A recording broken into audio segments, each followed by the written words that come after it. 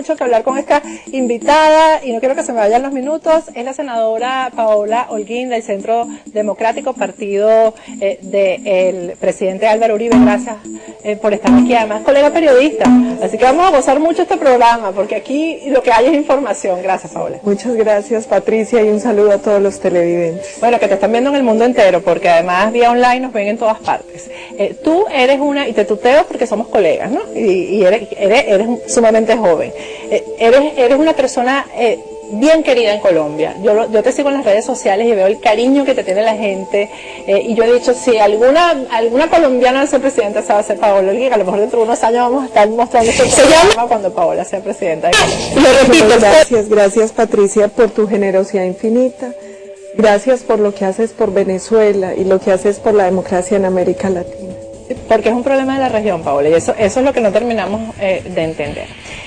Para poder hacerle algunas preguntas que ustedes quisieran hacerle a Paola, puse en mi cuenta de Twitter el día de hoy. ¿Qué opinas de las negociaciones entre la FARC y el gobierno colombiano? Envíale tus preguntas a la senadora Paola Holguín, su Twitter es @Paola Holguín. Vamos a leer algunas de las preguntas, vamos a ponerlas en pantalla si es posible. Nora Ramos pregunta, ¿qué se traerá entre manos esta gente? Esa es la pregunta. Bueno, hay varias cosas. El Centro Democrático ha planteado varias inquietudes frente al actual proceso de paz. La primera es por qué el gobierno se sentó a negociar con una organización terrorista y narcotraficante sin exigir primero un cese de toda actividad criminal.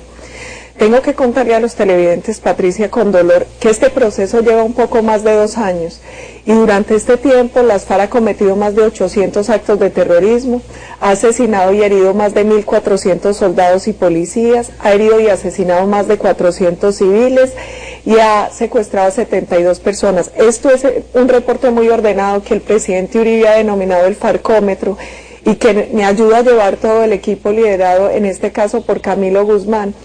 Nosotros hemos visto cómo las FARC siempre han usado los procesos de paz como una estrategia de guerra, y esta no es la excepción. En este proceso las FARC ha incrementado el reclutamiento de menores, la compra de armas, el tráfico de droga. Es increíble ver, por ejemplo, cómo en una región como el Catatumbo en Colombia se han multiplicado los cultivos ilícitos por un tema, y es las FARC forzando a los campesinos. Otra objeción que tenemos, este es un proceso donde a las FARC se les ha prometido impunidad. Las FARC ha dicho en reiteradas ocasiones que no va a pagar un solo día de cárcel.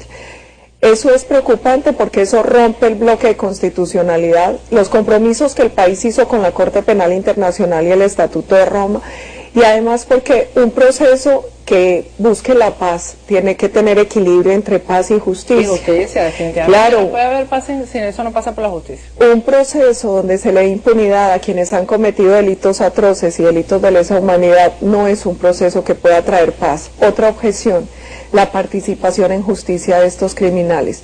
La Constitución en Colombia dice claramente, pueden participar en política quienes hayan cometido delitos políticos, no quien haya cometido cualquier tipo de delito aduciendo razones políticas. Las FARC ha secuestrado, asesinado, ha traficado droga, ha puesto bomba, ha reclutado menores, ha desplazado forzosamente a miles y miles de colombianos. Ellos no deberían poder hacer política, no deberían poder participar en política. Pasó esto, Paola, por un proceso de referéndum para que el pueblo colombiano opinara si quería que a esta gente se diera tanta inmunidad. No. Hasta ahora lo que pasó es simplemente que el presidente Juan Manuel Santos anunció el proceso, lo anunció además después de que el presidente Uribe evidenció que había un proceso. Inicialmente lo negó, pero luego reconoció que estaban sentados en La Habana con las FARC. Lo que ha dicho siempre el gobierno y las FARC es que luego lo que se acuerde se va a someter a un referendo. No, a un referendo no, a cualquier mecanismo de refrendación popular. El gobierno ha hablado de referendo, las FARC ha dicho Asamblea Nacional Constituyente, pero últimamente a través del fiscal lo que se ha dicho es que no es necesario refrendarlo. ¿Cuál es la preocupación? Que gran parte de lo que se está negociando no tiene nada que ver con lo que plantea la Constitución y las leyes colombianas. ¿Va contra la Constitución? Totalmente contra Entonces, la Constitución. hay que cambiar la Constitución para aprobar esto, ¿no? Exactamente. ¿Qué le preocupa a uno? Que el gobierno termine con una salida fácil. Un referendo en octubre, que son las elecciones locales, preguntando si usted quiere la paz. Pero todo el mundo quiere la paz. 47 millones la anhelamos, trabajamos todos los días por esa paz. En Colombia los únicos que no quieren la paz son las FARC y los demás criminales. Entonces la gente seguramente lo va a votar mayoritariamente sí, y ese sería el paso para llamar a una Asamblea Nacional Constituyente como sucedió en los 90 con el M-19. Esto para nosotros es muy preocupante lo que se ha dado a conocer de los preacuerdos. Ellos siempre han dicho nada está acordado hasta que todo esté acordado, pero lo que hasta hoy sabemos los colombianos es muy delicado y nos está planteando. ¿Hay control sobre esas conversaciones o las conversaciones son a espaldas de los medios, a espaldas de ustedes que son el partido de oposición en este caso? Bueno, el contenido de lo que allí se habla. ¿Hay control sobre eso? El problema es que este proceso es un proceso con mucho show mediático por parte de las FARC. Pero ahí invitaron a la Miss Universo. Que no, y además todo el tiempo están haciendo noticiero desde La Habana, todo el tiempo hacen declaraciones terroristas posando de políticos. Sin embargo, los colombianos no tenemos certeza ni claridad sobre lo que se negocia. Ellos, de manera conjunta, el gobierno y las FARC han sacado algunos comunicados y algunos puntos que ellos denominan preacuerdo. Lo peor es que es muy grave ese preacuerdo, porque finalmente ahí lo que se evidencia es que este proceso va a ser el mayor lavado de activos de la historia de Colombia, que lo que va a terminar haciendo es legalizando el negocio del narcotráfico, y adicionalmente en ningún lugar hablan de cómo va a pagar las FARC por los crímenes que ha cometido, y sí les están dando mucho poder para que interfieran en el modelo social, político y económico. Entonces termina siendo una paradoja. Durante 60 años los colombianos hemos aguantado el ataque permanente de las FARC, las bombas, los asesinatos, los secuestros, los desplazamientos. Resistimos porque no queremos su modelo y hoy en La Habana les están entregando la posibilidad de imponerle ese modelo al pueblo colombiano. Y en La Habana, fíjate, hay muchas preguntas que esta se repite mucho, ya la respondiste. Juan Carrullo dice, ¿puede haber paz con impunidad? Los crímenes de la FARC quedarán impunes. ¿Qué pasa con esas familias que quedaron diezmadas, las que están fuera de Colombia, que se tuvieron que ir por las amenazas? ¿Qué va a pasar con esa gente? Es lo mismo que está pasando en Cuba, con el cubano que tiene mucho dolor y no quiere que simplemente se pase la página y punto, y se olvide todo, ¿no? Hay una cosa clara y es, uno, hoy la Corte Penal Internacional, el Estatuto de Roma prohíbe que se dé amnistía e indulto a los delitos de lesa humanidad. Es imposible uno pretender que se dio un proceso sin justicia. Nosotros hemos dicho, muchos, que se rasgaban las vestiduras con el proceso que hicimos durante el gobierno del expresidente Álvaro Uribe. Nosotros desmovilizamos más o menos 35.000 mal llamados paramilitares y más de 18.000 guerrilleros. Y en ese proceso se pusieron unas penas mínimas de 8 años.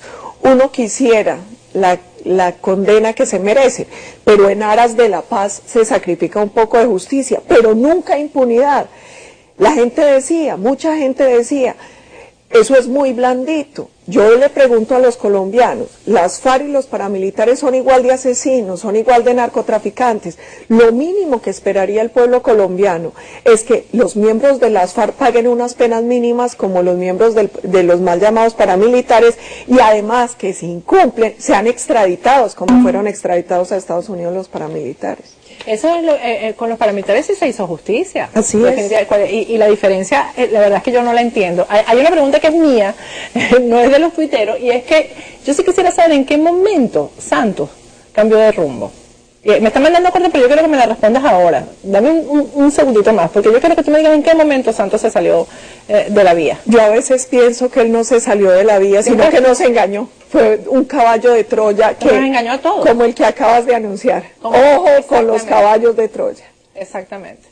Vamos a ir a un corte y al regreso vamos a seguir conversando con la senadora Paola Holguín, que además vino hoy vestida de blanco. En solidaridad con Leopoldo López, con todos los presos políticos y con el hermano pueblo venezolano. Así es, gracias por eso en nombre del país que está luchando por la libertad. Vamos a un corte, ya regresamos con Paola Holguín. Aquí yo voy a mostrar unas pruebas que no han salido nunca a la luz pública. Unas pruebas que demuestran cómo el gobierno venezolano le ha dado todo el apoyo a la FARC. Y antes de mostrar las pruebas, y se las voy a entregar además a la senadora oficialmente, yo me pregunto, porque además la lógica me lo dice, que al lavarle la cara y darle inmunidad a estos a estos criminales, también se le está dando la inmunidad a los cómplices, en este caso el gobierno de Venezuela. Sí, nosotros durante el gobierno del expresidente Uribe hicimos muchas denuncias sobre presencia de las FARC en Venezuela. De hecho, en algún momento en el 2010, antes de salir, teníamos calculados 1.500 guerrilleros de las FARC en unos 28 campamentos. Entregamos coordenadas. Los computadores del extinto Raúl Reyes, guerrillero y parte del secretariado de las FARC, evidenciaban la relación de algunos miembros del gobierno venezolano con las FARC. Esto es muy grave, porque finalmente quien es cómplice del terrorismo termina padeciéndolo. Mire, uno en esto, uno no puede tener esa complicidad porque el terrorismo no tiene límites ni éticos ni fronterizos. Y quien hoy les da albergue, quien hoy los protege, termina siendo su víctima también. Bueno, que está haciendo el pueblo de Venezuela está siendo víctima de la guerrilla. Ahora, yo también me pregunto, tantas investigaciones que hay aquí en Estados Unidos, en la DEA, pruebas que tienen de que el narcoestado, es decir, los funcionarios del gobierno, sobre todo altos jefes militares que han traficado con droga en Venezuela, que han facilitado el pase de la droga por el país, eso en combinación con la guerrilla colombiana. Entonces, ¿Colombia aceptará entonces que se le dé inmunidad a estos, Estados Unidos aceptará que se le dé inmunidad a quienes de forma probada han traficado con la droga que llega a Estados Unidos? Esa es una pregunta y un llamado que nosotros hacemos al pueblo americano y a su gobierno, que ha sido un gobierno siempre aliado de la democracia y de países como el nuestro en América Latina. Hoy está pretendiendo el gobierno colombiano que el narcotráfico se convierta en un delito conexo al delito político. Ojo con eso. Y hay pruebas de nexos de las FARC con el cartel de Sinaloa en México. Hay pruebas del nexo de las FARC con Hezbollah. ¿Con ETA? Con ETA, con miembros del gobierno venezolano. Mire, cuando uno analiza las trazas aéreas del tráfico de droga en Colombia, se da cuenta cómo se han multiplicado por Venezuela en los últimos años. Esta es una preocupación latente y está ahí. Y yo creo que en eso es importante que prendamos todos los países las alarmas. Ya iba a tomar agua y no me dejaste. Vamos a mostrarle este caso a la senadora Paola Holguín y al mundo entero, porque este fue un caso, y eso ahí tengo que hacerles como una breve explicación, de que este caso, organismos de inteligencia colombianos lo detectaron en Venezuela, y periodistas de investigación de Venezuela y de Colombia se montaron en el caso, como decimos en la jerga periodística, se montaron en el caso a investigar. Se trató, esto fue en el año 2008, estaba el presidente Uribe en el poder, y se detectó que había un guerrillero importante alojado, siendo tratado en una clínica en Táchira, en el estado Táchira, en Venezuela. Colombia como gobierno le pidió pruebas a Venezuela, el gobierno de Hugo Chávez en este caso, que esta persona que estaba en esta clínica no era el guerrillero que estaba solicitado por las autoridades colombianas. Bueno, Venezuela mandó unas huellas, nunca permitió el acceso, Venezuela, me refiero al gobierno, nunca permitió el acceso de periodistas que estuvieron reseñando, tanto colombianos como venezolanos, que estuvieron reseñando durante muchísimos meses lo que estaba pasando en la clínica, y nunca les dieron acceso, pero los periodistas, por supuesto, por ejemplo, Nelson Bocaranda, que es un excelente periodista de investigación, NTN24, Canal de Colombia, con las fuentes que manejaban, pues detectaron que el que estaba siendo tratado en esa clínica era efectivamente un guerrillero solicitado por Colombia. Vamos a ver algunas láminas que prueban que sí era el guerrillero que estaba solicitado por Colombia, lo que hasta ahora no se ha podido probar. Vamos a ver rápidamente la lámina número 1, para que ustedes vean por encima, porque no es la más importante, y se me va a ir el tiempo en esto, que es la del CICPC, es decir, la policía científica, que llega al lugar porque es solicitada por el tipo de accidente que había tenido la persona que estaba recluida, que tenía la cara desfigurada por la explosión, se supone que de una granada. Está completo, esa parte del expediente está completa y se lo voy a entregar a la senadora. Vamos a ver la lámina número 9, por favor, Roberto. Vamos a poner la lámina número 9. Ahí ven ustedes a Freddy Martínez Mendoza, que los propios efectivos militares que trabajaron en este caso le pusieron el nombre de Calamar, porque si ustedes ven la herida que tiene en la boca, parece que fuera un calamar.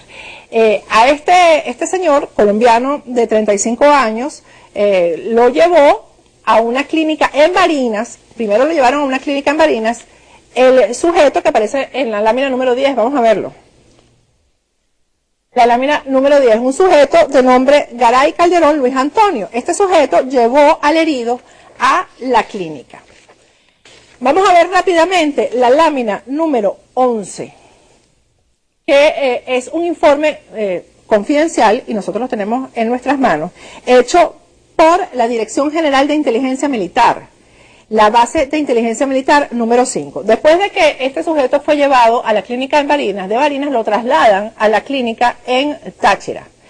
Y el informe dice lo siguiente, esto es muy importante y muy grave. Se logró conocer durante entrevista informal al ciudadano José Antonio Ortiz Barrera, que es el que lleva a el guerrillero, que su nombre de combate es Jaime y que pertenece al frente número 45 de la FARC, donde su comandante es Rafael. Asimismo manifestó que había sido contactado vía telefónica por el jefe de finanzas Diomer del referido frente el día domingo 2 de marzo del 2008 para efectuar un traslado de un combatiente que se encontraba herido, conocido como Lucas.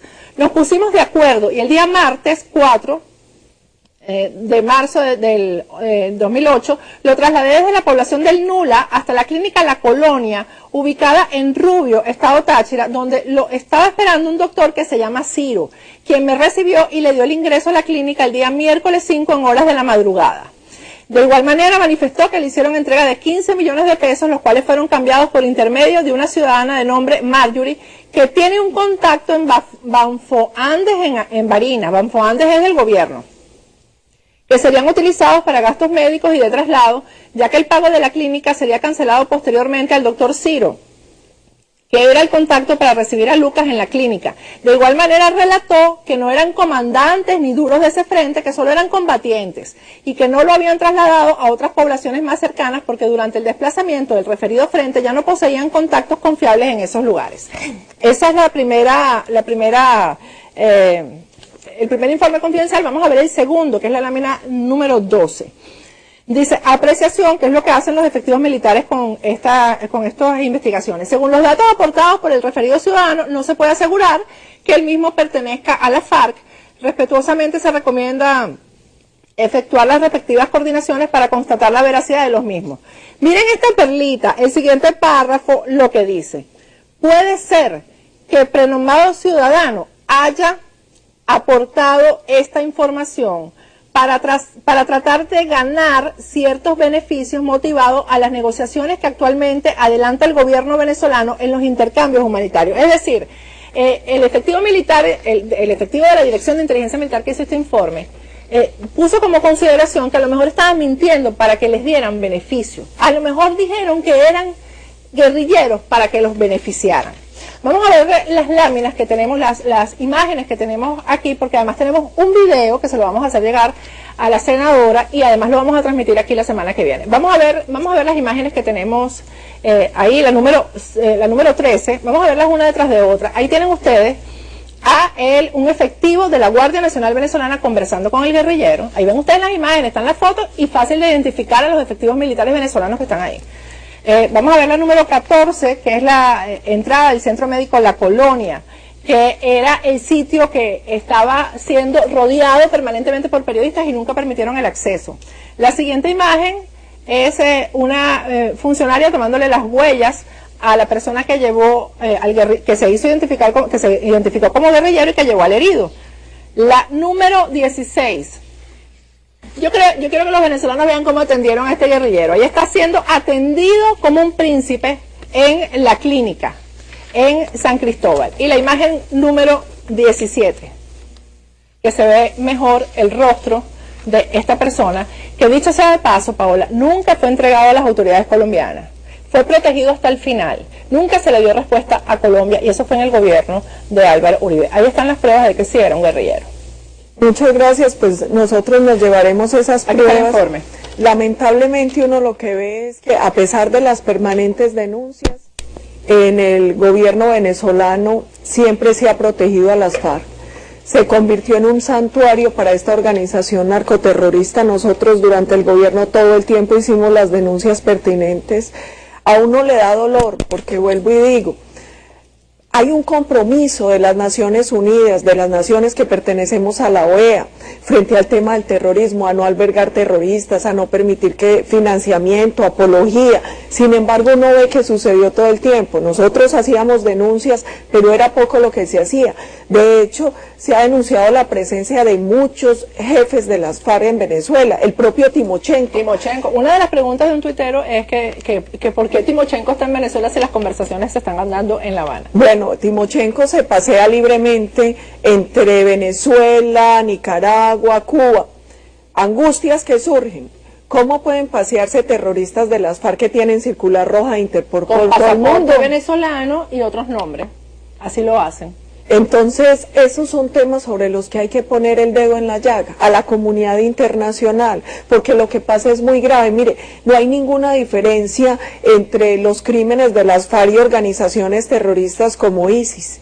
Es lo mismo, ponen bombas, reclutan niños, secuestran, desplazan, trafican drogas, trafican armas. Entonces uno tiene que hacer un llamado para que se actúe seriamente frente a esta organización. Verlos ahora sentados en el Congreso, en el Senado, en Colombia, siendo gobernadores, pueden llegar a la presidencia de la República. Uno de estos puede ser presidente de la República. Esa es una dolorosa realidad en nuestro país, y es que como está planteada la negociación hoy, si ellos no son juzgados y condenados por sus delitos, seguramente van a participar en política y podrían llegar a ocupar esos cargos.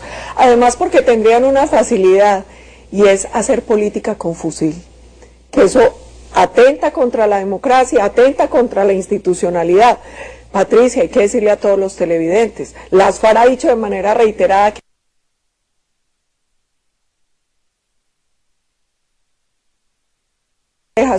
que no va a haber entrega sino dejación de armas. Eso finalmente ¿en qué se traduce? En una paz armada que va a atentar contra la institucionalidad, que va a debilitar la democracia. De hecho, hoy, sin firmarse ningún acuerdo, uno ve como el riesgo país, porque la economía ha estado cayendo, y una de las causas, hay muchas, pero es también la zozobra que genera lo que pueda terminar desencadenando el proceso que se está llevando a cabo en La Habana, que es una especie de, ¿cómo dirán aquí?, un dulce envenenado, un confite envenenado, porque la palabra paz, pues es un anhelo nacional, todos los colombianos la queremos, pero tal como se está planteando en La Habana, esto no va a ser un proceso de paz, esto lo que va a traer es mucha más violencia al país, porque aquí lo que se está haciendo es entregándole el poder a una organización terrorista, entregándole a esa organización terrorista la potestad para generar un nuevo modelo político, social y económico para una nación. Ahora, ¿cómo está la situación de la prensa? ¿Cuál es la posición de la prensa colombiana con respecto a esto? Bueno, necesitamos más Patricias Poleos. Te voy a decir la verdad de lo que está pasando hoy. Lamentablemente en Colombia hoy los medios de comunicación están cooptados por presión directa del gobierno o de la pauta publicitaria. O sea, que es una autocensura lo que hay. Así es, quedan poco autocensura, que es de las peores, pero también hay llamados desde la Casa de Nariño a presionar la prensa y a pedir que saquen de los medios a periodistas. Otra angustia que uno deja a la comunidad internacional, ante la violación sistemática a la libertad de prensa en Colombia, hay silencio absoluto. Hay silencio absoluto. Pero los periodistas colombianos denuncian, ¿están contra eso o no? Bueno, o se mantienen pasivos. Algunos han empezado a denunciar y a hablar sobre lo que está pasando y la presión indebida del gobierno en los medios de comunicación. Hay otros que hacen una tarea muy valerosa, el exministro Fernando Londoño, sí, un periodista imparcial como Hassan Nazar. Pero en general, nosotros hoy lo que estamos viendo es una prensa que por presión del gobierno termina convirtiéndose simplemente en una especie de agencia de publicidad de la Casa de Nariño. Y eso no favorece la democracia. Mire, la censura a la prensa Finalmente, la salud de la prensa habla de la salud de la democracia de las naciones. Definitivamente. Y en Colombia hoy hay ya síntomas muy delicados de lo que está pasando con la libertad de prensa. No quiero que termine esta entrevista sin preguntarte la situación de María del Pilar Hurtado, funcionaria del gobierno de Uribe, que estuvo asilada en Panamá, y Panamá le retiró el asilo y ella voluntariamente se entregó a las autoridades colombianas. ¿Cuál es su situación? Varios puntos. Primero, María del Pilar Hurtado llegó al gobierno después de trabajar en otros gobiernos. Una gran profesional, una mujer transparente. Durante el gobierno del expresidente Álvaro Uribe estuvo en varios cargos y terminó como directora del DAS por su trayectoria y su honorabilidad. María del Pilar estaba asilada. La presión del gobierno colombiano frente al gobierno panameño, que quisieron esa presión frente a los terroristas de las FARC, no frente a honorables profesionales, llevó a que le retiraran la protección que tenía, que además es legítima. Llega a Colombia y se la llevan para el búnker de la Fiscalía.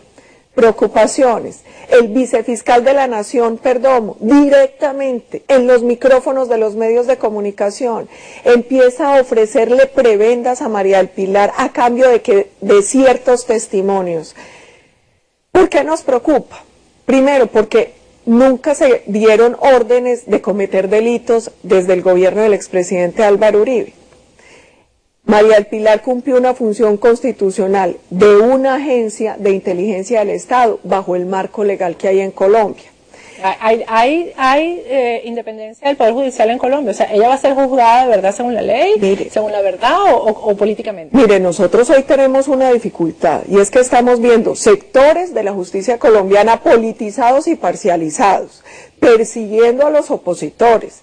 No es gratuito ver las declaraciones del fiscal general de la Nación y del vicefiscal. Cuando vuelvo al caso de María del Pilar, el vicefiscal, este caso lo tiene la Corte Suprema de Justicia. Ya se llevó a cabo el proceso, ya simplemente tendrían que decir cuál fue la decisión. En eso no tiene ninguna injerencia el fiscal. Sin embargo, desde la Fiscalía estaban ofreciendo casa por cárcel, rebaja de penas, a cambio de ciertos testimonios. Entonces, lo que uno se pregunta es ¿qué garantía hay con una justicia así? ¿Qué garantía hay cuando además se filtran pruebas? En casos como el del doctor Oscar Iván Zuluaga, que es el presidente de nuestro partido. Sí. Y que además sacó casi el 50% en la última elección presidencial. También muy cuestionada esa elección por lo que se hizo desde el gobierno. Entonces, recibe presiones permanentes de la Fiscalía, se le vulnera el derecho al debido proceso, a la presunción de inocencia, las citaciones se las hacen a través de medios de comunicación. Entonces nosotros en una situación de esta que hemos dicho, hemos solicitado a la comunidad internacional que por favor se pongan al frente de muchos procesos que hoy se están viviendo en Colombia, porque estamos viendo en riesgo el Estado de Derecho por la injerencia indebida de la justicia. Digamos que más que injerencia indebida es por la politización de la justicia. Bueno, se me acabó el tiempo. Paola, tenemos que hacer otro programa para que me hables para que me digas por qué es tan malo, por qué no quiere a Maduro, por qué lo quiere tumbar, lo quiere matar, por qué mató a Robert Serra. Todas esas cosas se me quedaron sin preguntártelo, pero bueno. Hay que preguntarle a Maduro más bien de dónde saca esos cuentos tan absurdos. Y una cosa sí le puedo decir, Patricia, ¿sabe cuál es la enfermedad del presidente Uribe? Un amor infinito por el pueblo venezolano, un amor infinito por la democracia y por la lucha de las libertades en América Latina. Esa le tengo que confesar que sí es la enfermedad del expresidente. Esa sí es una enfermedad.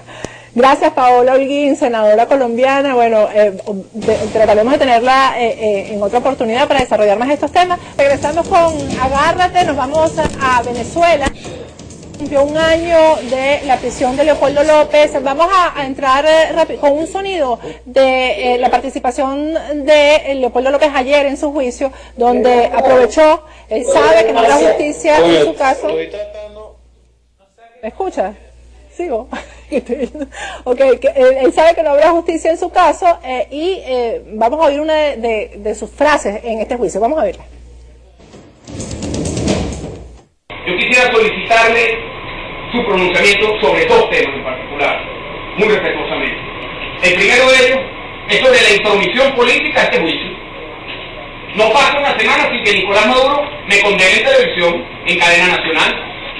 No pasa una semana sin que las más altas esferas del poder político se pronuncien sobre nuestra supuesta culpabilidad. ¿Quiénes son los jueces? ¿Ellos o ustedes? ¿Dónde está el juicio? ¿El juicio está aquí en este tribunal? ¿O el juicio está en las cámaras de televisión a las que acude Maduro, Cabello y los que lo acompañan? ¿Dónde está el juicio? Yo quisiera saber quién me está juzgando. Yo quiero saber quién es mi juez. Yo quiero saber quién me tiene preso. Si me tiene preso usted, como dice la ley, como dice la norma, o me tiene preso Maduro.